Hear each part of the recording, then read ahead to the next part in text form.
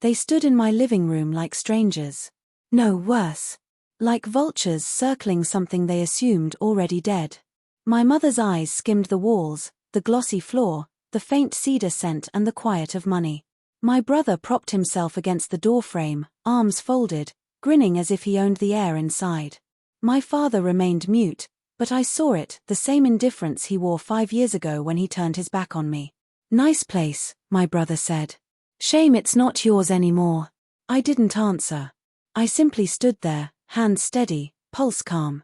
I'd been waiting for this day longer than they could imagine. 5 years ago I was the failure, the disgrace, the son who lost his job, who couldn't keep up. They didn't offer help. They offered humiliation. When I begged to stay until I found work, my mother snapped, "You're a grown man. Figure it out." My brother laughed. Should have learned something useful. My father didn't even look up from his paper. So I left with a suitcase and the last of my pride. I slept in my car for 3 weeks, surviving on cheap noodles, and somewhere between hunger and rage I made a promise. If they ever came for me again, I'd make sure they could never stand tall. The world forgets you fast when you fall, but it remembers you faster when you rise. I told no one where I went. I took the job nobody wanted, nights in a warehouse, a broken back, hollow eyes. But I learned, and I saved. Then I started small, freelance bookkeeping for local shops. A year later I had clients. 3 years in, a firm. 5 years on, I had everything. The house they now stood in, the car, the driveway, the silence they once made me inhabit. When the knock came that morning, I already knew who it would be. I'd read the signs. My father's business collapsed. My brother's gambling had gone public. My mother plastered photos of simpler days online, nostalgia bait for pity. I didn't bite. They did. They arrived with practiced smiles and hollow hearts. "Family," they said. Funny, that word used to hurt. Now it only made me tired. I let them in. I let them speak. My mother spun tales about how they missed me, how they always believed I'd make it. My brother leaned forward. "We need help, man. Dad's losing the house. But you're doing well. You can share this one, right? Family sticks together." I remember how small I felt then, how the air between us held its breath. I smiled. "Share this house," he said. "I mean, technically it's still in Dad's name, right? He co-signed the deed when you bought it." That's when it landed.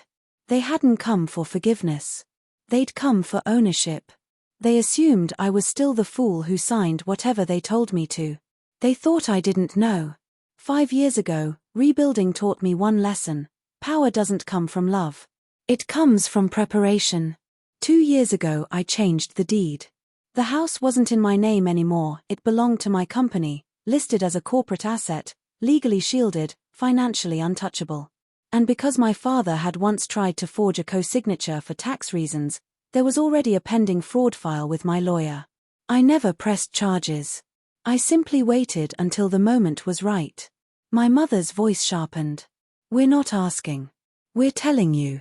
You don't have a family anymore if you don't help." I looked at her, really looked. She used to be proud, composed. Now she was desperate. Her words tasted like rust. "You're right," I said softly. "I don't have a family." My brother stepped forward. "Then you'll regret it." That's when I took out my phone. Calm, deliberate, I dialed 3 numbers. 911. "What's your emergency?" I kept my eyes on them as I spoke. "Yes, I'd like to report trespassing and attempted property fraud. I have the documentation ready." The silence that followed felt exquisite. My mother's jaw trembled. My brother's smirk disappeared. My father finally really looked and saw what he'd made. He whispered, "You do this to your own family?" I almost laughed.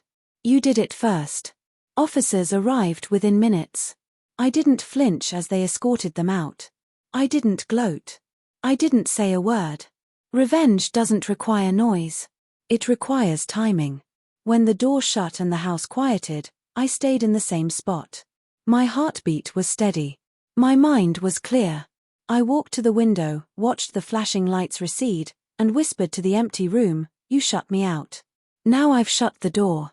People think revenge feels like fire. It doesn't. It feels like control, cold, clean, final. I didn't destroy them. I let the truth do the work. Because sometimes the best revenge isn't ruin. It's reflection, letting them see what you became without them.